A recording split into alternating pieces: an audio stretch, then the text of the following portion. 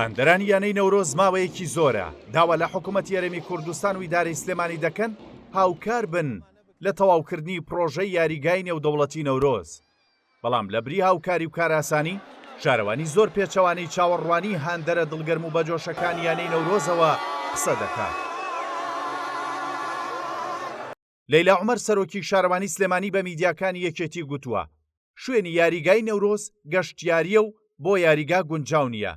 ئەم لێدوانە هەر زوو کەوتە بەرکاردانەوەی خەڵک و هەوادارانی وەرزشی بەگشتی لە دژی لێدوانەکە وەستانەوە. زووم بۆ سەلماندنی هەردوو دیوی کێشەکە بە دوواداچوونی کرد. لە ڕێگەی ئیدارەی یانەکەوە چەند بەڵگەیەکی فەرمی حکومی دەستکەوتووە کە تەواو پێچەوانەی قسەکانی سەرۆکی شارەوانی دەسەلمێنن. هەنگاوی یەکەم بنیاتنانی یاریگای نێودەوڵەتی نەورۆز بۆ ساڵی 2017 دەگەڕێتەوە. ئەو کات ئەندازیار یوسف یاسین سەرۆکی شارەوانی سلێمانی بووە و بە نووسراوێک دابینکردنی زەویەکەی بۆ یاریگای نەورۆز ئاراستەی نووسینگەی قوبات تاڵەبانی جێگری سەرۆکوەزیرانی هەرێمی کوردستان کردووە.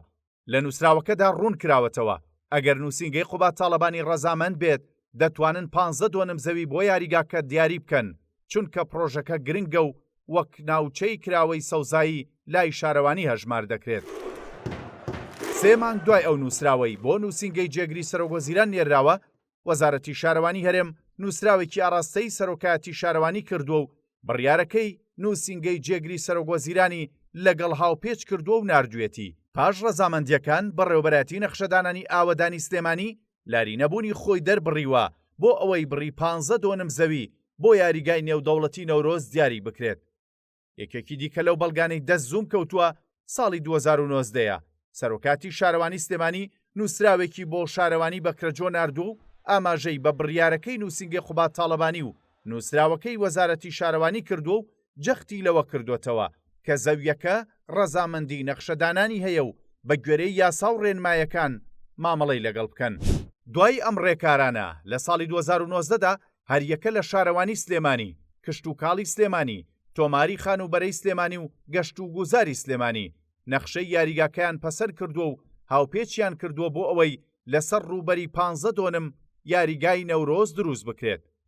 ئەو نەخشەی پەسەند کراوە نزیکەی 3500 مەتری بە ناوی گەشت و گوزارەوە تۆمار کراوە کە بە گوێرەی ئەم نووسراوە بێت بەڕێوەبەرەتی گشتی گەشت و گوزاری سلێمانی نووسراوێکی ئاراستەی سەرۆکایەتی شارەوانی سلێمانی موڵکایەتی و پلاندانان کردووە و بڕیاری لێخۆشبوونی دەرکردووە و ڕەزامەند دەبەوەی ئەو بەشە لە زەویەکە بدرێت بە یاریگای نەورۆز.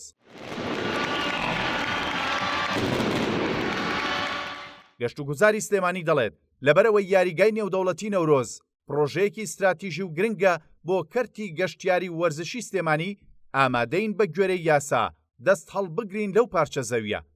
سەرۆکی ئێستای شارەوانی ساڵی 2019 بەڕێوەبەری خانوبەرەی دووی سلێمانی بووە.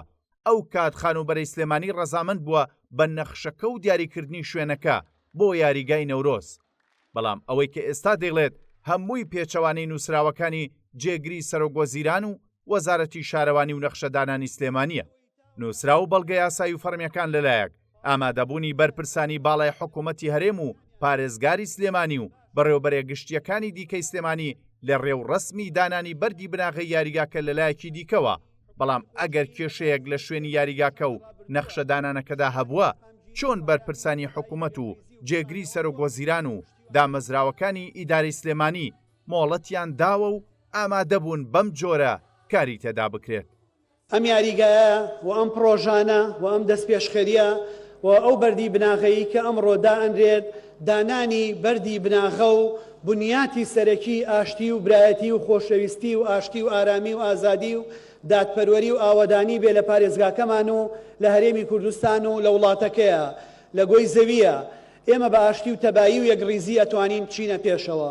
دڵنیاتانەکەمەوە کە چه حکوومەتی هەرێمی کوردستان چه حکوومەتی خۆجێیی لە پارێزگای سلێمانی پشتیوانی تەواوی ئەم پرۆژانە ئەبێ.